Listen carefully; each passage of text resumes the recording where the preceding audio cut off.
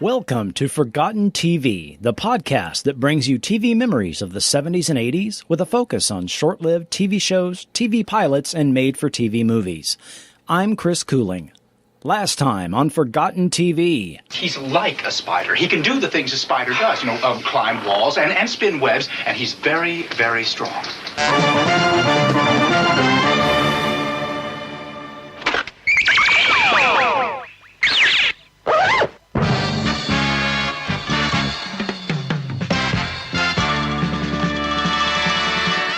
Spider-Man.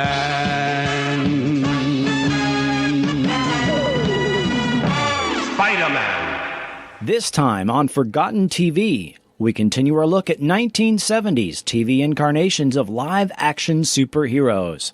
It's the Super 70s, Part 3. Our next stop, The Incredible Hulk. The Hulk is a Marvel Comics character created by Stan Lee and Jack Kirby in 1962. Various appearances and incarnations of this character have found their way into the comics over the years, but he's mainly remembered as a green-skinned, hulking, muscular, brutish humanoid, possessing a vast degree of physical strength proportionate to his level of anger. Hulk's alter ego is Bruce Banner, a reserved nuclear physicist who is accidentally exposed to a gamma bomb. When he grows angry or outraged, a startling metamorphosis occurs, and he transforms into the Hulk. The Hulk first appeared on TV in 1966 as a segment on the syndicated cartoon The Marvel Superheroes, from Grantrey Lawrence Animation to this regrettable theme song. Dr. Banner, doubted by gamma rays, turns into the Hulk. He and glamour rays. Reckon the town with the power of a bull. Ain't no monster clown who is as lovable As ever-loving Hulk. Hulk, Hulk. In the late 1970s, CBS obtained the rights of several Marvel Comics characters, including Doctor Strange, Captain America, and Spider-Man. Writer-director Kenneth Johnson, who previously worked on The $6 Million Man and The Bionic Woman, was given his choice of what character he would like to develop for TV. After initially turning them down, he decided to develop one, and we get to discuss his choice today. Much can be said about this series. It ran for 4 years, 82 episodes, followed by 3 TV movies. There's no way to cover everything about this series in one podcast, and I'm sure to leave something out.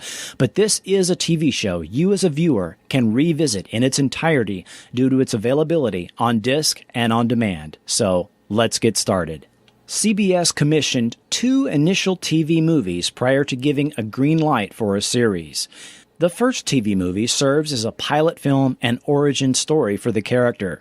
The second would give the network a taste of what the series episodes would be like.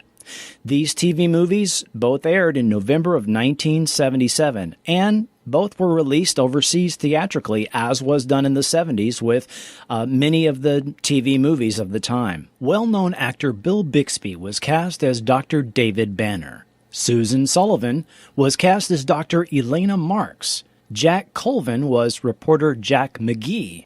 And initially, Richard Kiel was cast in the role of the Hulk.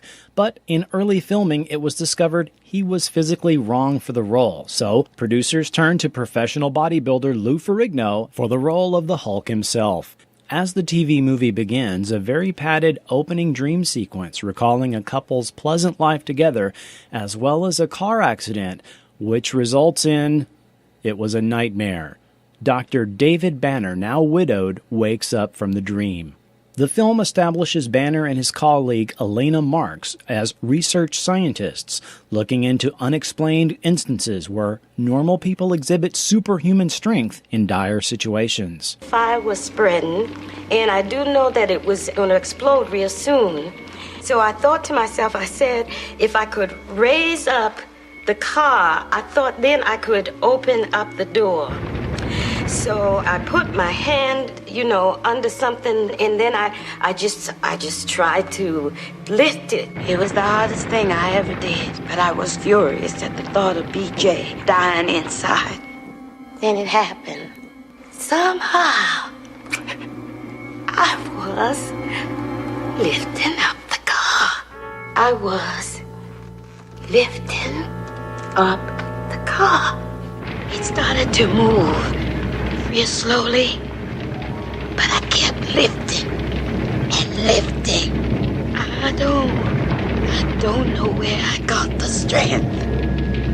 I don't know where it came from, but there it was. That's all. And I got him out. A number of these people are interviewed and give similar accounts, but Banner and Elena are at a loss for results in their research, which is particularly troubling to Banner due to the car accident where he lost his wife and he himself was unable to summon the strength to save her. Where did she find that strength, Elena? 110-pound women don't just lift up a half-ton car. Now, where did that come from? I don't know. But if she tapped into it, it's got to be there. But how could she find the strength and I couldn't? You heard her story. My God, that's exactly what happened to me. Except that her son is alive and Laura is dead. And in every other case that we've researched, it's been the same story over and over and over again. But what is the common denominator? Soon they discover the subjects have an abnormal concentration of the adenine-thymine combination in their DNA. Indeed, David himself shares this DNA abnormality. David soon discovers high gamma radiation from sunspots may be the causal factor in triggering the superhuman strength. David impulsively decides to get in the nearest gamma radiation chair to dose himself to test the hypothesis. However, unknown to him, lab technician Ben has been enhancing lab equipment, and David takes a dose almost 7 times the amount he intended. Thinking he is unchanged, David drives home in a rainstorm and experiences a blowout. Enraged by the situation, David changes into a large, green, muscular creature and overturns his car into the ditch. The creature wanders until morning and comes upon a lake. Jack McGee, a tabloid investigative reporter, later relates what happens. There's a girl and her father over at the lake who say that they saw the thing that made this. Did they? Well, what was it? Bigfoot? Sounded more like the Jolly Green Giant. Only I wouldn't call him too jolly. Big Hulk, about 7 feet tall, greenish tinge to the skin, pretty mean looking. Scared the daylights out of the girl. She almost drowned trying to swim out of there. Her old man shot the thing in the shoulder. Well, then what happened? Well, as he tells it, the creature turned on him, busted his gun, and then picked the man up and threw him an estimated 30 yards into the lake. But neither the little girl nor the father was hurt. No. To study this new phenomenon, Elena and David retreat to a secluded, more secure lab with a pressure chamber, thinking this would contain the Hulk. During their experimenting, David is again triggered to change into the Hulk and demolishes the chamber. Mr. McGee later sees the destroyed chamber while snooping around and tries to hide in a supply closet to avoid being discovered, knocking over chemicals in the process. He is quickly ousted by David.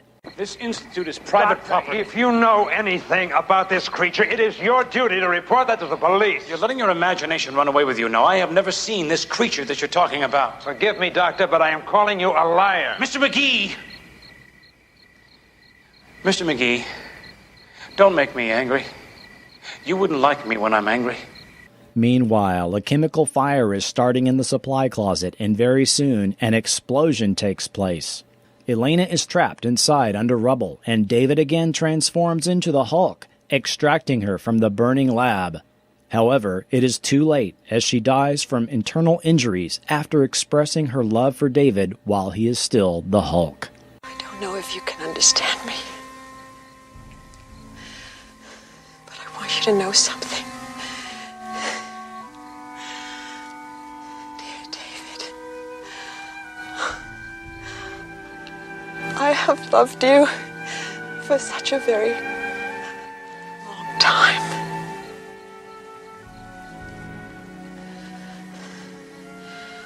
And I always will.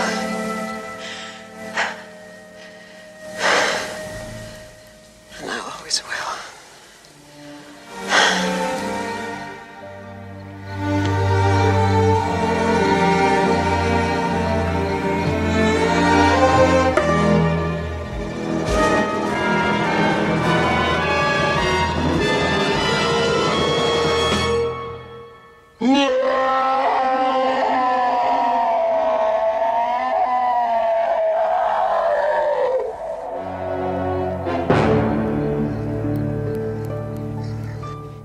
McGee writes a front-page story that says, Incredible Hulk kills 2. Was it really necessary to print that? Well, it's the truth. It's what happened. And it sells newspapers. Look, Doctor. I saw what that creature did to a steel chamber. And I heard your friends talking. They were scared to death it was coming back. You actually saw the thing? You're damn right I did.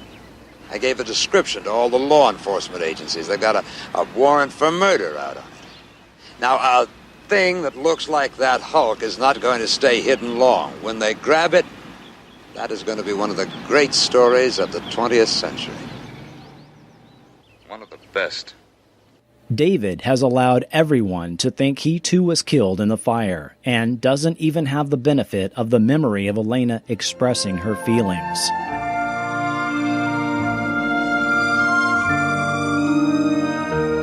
I love you, Elena. I think you love me too. Although you never said it.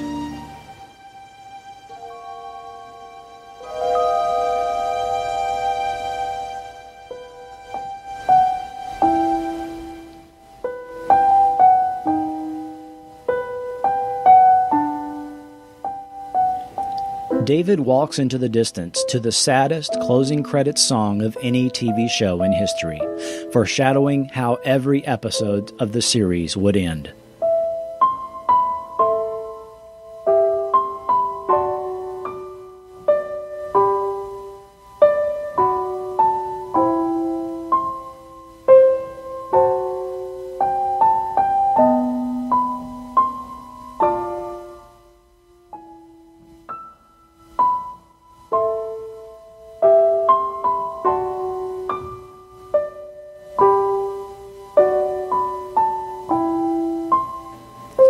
Writer-director Kenneth Johnson is clearly borrowing thematic elements from Frankenstein as well as Dr. Jekyll and Mr. Hyde, as did Stan Lee with the original source material. Some interesting changes took place from comic book to TV screen.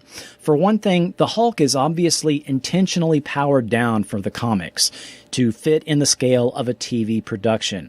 This was necessary because of his immense strength that was depicted in the comic books, which would be almost impossible to create on a TV budget. The production itself was very down to earth and fit in real-life situations. One change was the name. In the comics, he's called Bruce Banner, but in the TV show, the name was changed to David Banner.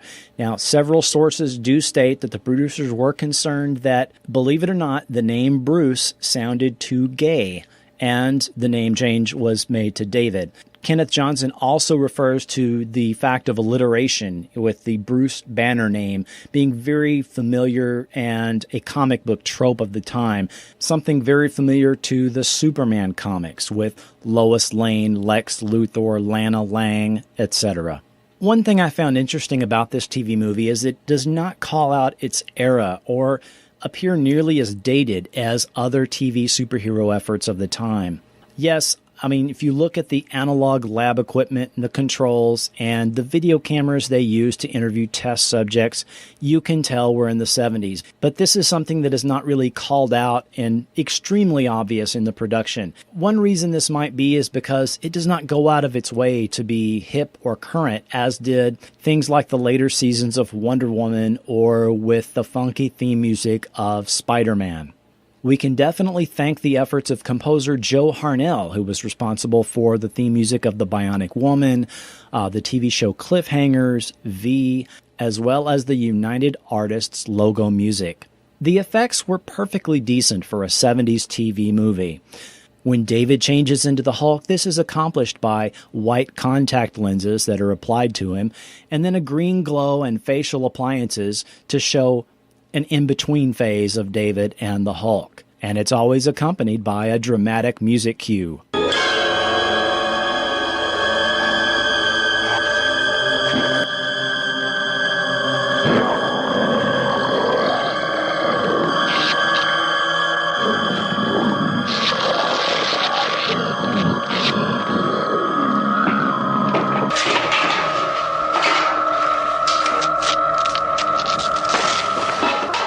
Lou Ferrigno is covered in green body paint with a yak hair fright wig that was applied to his head. That's something that producers always said they never felt that got quite right with the series, was the Hulk's hair. Various methods were used to show the Hulk out, including putting shirts that were too small onto Lou Ferrigno, which he would then flex his muscles and the shirt would rip off of him, or similar effects with his pants and boots. In a number of scenes throughout the series, it became obvious he was wearing green body paint, as sometimes it would come off onto other people or onto props, and that body paint could be detected. Often this paint had to be reapplied and touched up multiple times throughout a shot.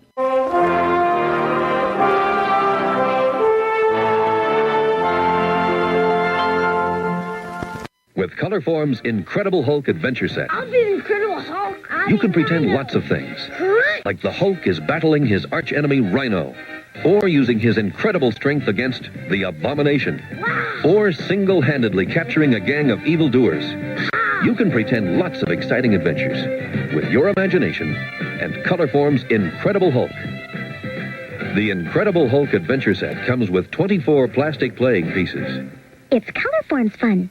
Just over 2 weeks later, the second TV movie aired, and for the first time, viewers heard Ted Cassidy narrate an opening segment that basically recaps the first film.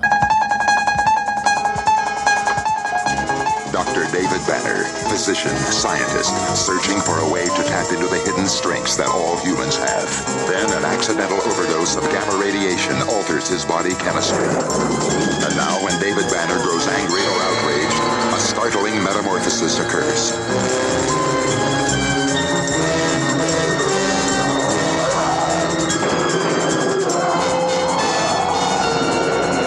The creature is driven by rage and pursued by an investigative reporter. Mr. McGee, don't make me angry.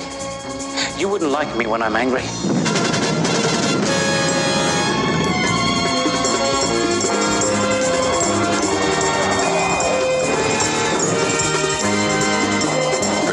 Wanted for a murder he didn't commit. David Banner is believed to be dead, and he must let the world think that he is dead until he can find a way to control the raging spirit that dwells within him. This second pilot film was initially called The Return of the Incredible Hulk. Later, it retitled to Death in the Family when it was split into 2 episodes for syndication. As intended, this second TV movie played like a 2-part episode aired back-to-back and is largely formulaic and forgettable. It involved a plot to kill a young crippled girl to inherit her fortune. Gerald McRaney and William Daniels both made appearances. There was one unintentionally funny scene where the Hulk fights a grizzly bear and throws an obvious large stuffed bear into the lake. This TV movie did set us up for the episodes that would follow. Ken Johnson created a show that was a favorite with adults and kids alike, and actor Bill Bixby lent a lot of credibility to the production, which at its heart was a dramatic anthology with tragic characters, with the Hulk typically being the only fantastic element in the story. In March 1978, The Incredible Hulk filled a mid-season replacement spot on Friday nights for CBS, and 10 regular series episodes began airing in a truncated first season. This was followed by 3 full seasons, then a Writers Guild of America strike in 1981, as well as an abrupt cancellation by CBS, caused Season 5 to end with only 7 episodes and no resolution to the ongoing story. Series episodes were very formulaic, which was typical of TV of the time. The plots were very similar to The Fugitive. David moves from place to place, working itinerant jobs, seeking a cure to his condition, and helping people. You got generally 2 Hulk transformations per episode, after which David would be forced to move on because after the Hulk appears, Mr. McGee would be on his trail. Notable episodes included Season 2, Episode 1, Married, which was a 2-hour episode starring Mariette Hartley. David marries a doctor in Hawaii that could help him find a cure. A Child in Need, which dealt with the timely issue of child abuse, was a very memorable episode for many. Mystery Man, Parts 1 and 2. Mr. McGee and David, who is suffering from amnesia and wears a face mask because of his injuries, survive a plane crash in remote Arizona and have to work together to survive. In this episode, Mr. McGee discovers that the Hulk actually transforms from a regular man, and he witnesses this transformation. Prometheus, Parts 1 and 2. David and the Hulk are exposed to radiation from a meteor, and he is stuck mid-transformation as the Demi-Hulk. He is then pursued by government scientists at a research laboratory in Colorado.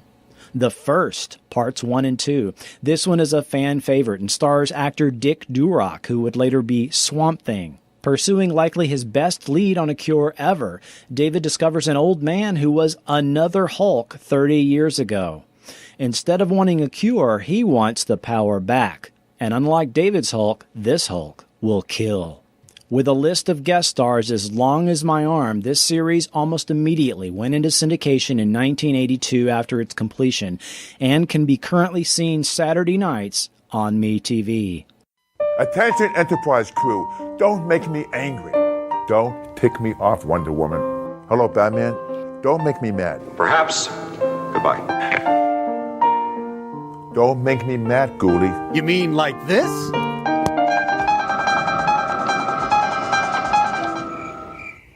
Great. I'm all green. Watch me on Me TV. It's Super Sci-Fi Saturday night, starting at 7, 6 Central on MeTV. It's Spider-Man and the Incredible Hulk from the Elastic Superhero Collection. I can beat that. You can tie them in a tangle, then see how they unwrangle. You can stretch the legs and arms. It won't do any harm. Watch this. Elastic Spider-Man and Hulk. Spider-Man and the Incredible Hulk, each sold separately from the Elastic Superhero Collection by Mego.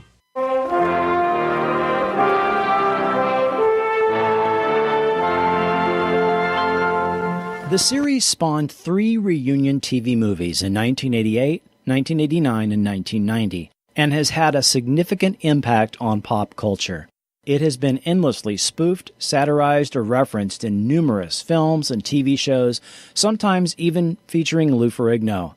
Saturday Night Live, Amazing Stories, Tasmania, Dexter's Laboratory, Mad TV, Scrubs, Robot Chicken, The Simpsons, The Goldbergs, and at least 5 times on Family Guy. In fact, in 2011, Family Guy did a hilarious shot-for-shot spoof of the Incredible Hulk opening sequence. Lou Ferrigno has reprised his Hulk role in several TV commercials and promos through the years, as we've previously heard. The series has had a couple of DVD releases now, and all 5 seasons as well as all 3 reunion TV movies are currently available on DVD. Tragically, Bill Bixby died in 1993 following a very public battle with prostate cancer. Jack Colvin made a handful of additional TV guest star appearances and died in 2005 at age 71. Lou Ferrigno continues to make regular cameo appearances on film and television, is very active on social media, and is a regular on the convention circuit. Kenneth Johnson soon brought us V, as well as V the Final Battle, 2 notable, very successful TV miniseries. He adapted the feature film Alien Nation and developed it for television, as well as V's return to television in 2009. Next time on Forgotten TV... Wednesday, September 6th, reach into the unknown with Dr. Strange. Do you believe in evil? You're telling me you're a sorcerer. Don't defy me, Stephen, or I'll take my pleasure from you in another way. John Mills is the power of good. Jessica Walter is the power of evil, and mankind's fate hangs in the balance. Peter Hooton stars as the man in the middle, Dr. Strange. Will the forces of evil conquer the forces of good on Earth? Dr. Strange, a special 2-hour presentation, Wednesday, September 6th at 8, 7 Central and Mountain.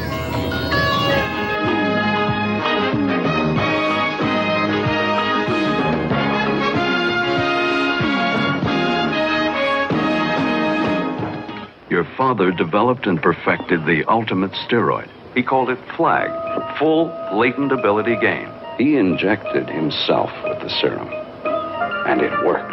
A top-secret serum gave Steve Rogers superpowers.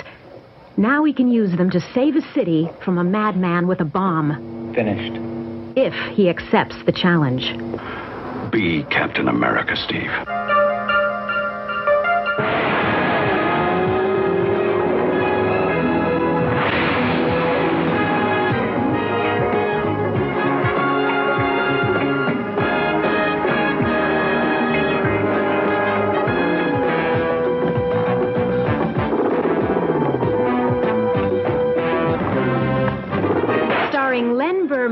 Heather Menzies, Steve Forrest, and Reb Brown as the star-spangled superhero Captain America. We conclude our look at the Super 70s. That's next time on Forgotten TV. Forgotten TV is not affiliated with Marvel Entertainment, CBS, or NBC Universal Television Distribution. The Incredible Hulk and related characters is the property and trademarks of the Disney Company and Marvel Entertainment, and no infringement is intended. Audio clips are included for the purposes of review, commentary, and criticism only and are not intended to infringe. And I'd like to thank the following YouTube channels for making today's episode possible. Brian's Hulk page, Philo 1978, Color Form's 60th anniversary, Brick Mantooth. Forgotten TV is now a member of the Frequent Wire Podcast Network. To find other great podcasts, click the link to Frequent Wire in the show notes. Subscribe to Forgotten TV on iTunes, Stitcher, or wherever you get your podcasts. To interact with me on Facebook, Twitter, YouTube, or to easily support the show by shopping on Amazon, that's all linked up for you at Forgotten.tv. I'm Chris Cooling, and this has been Forgotten TV.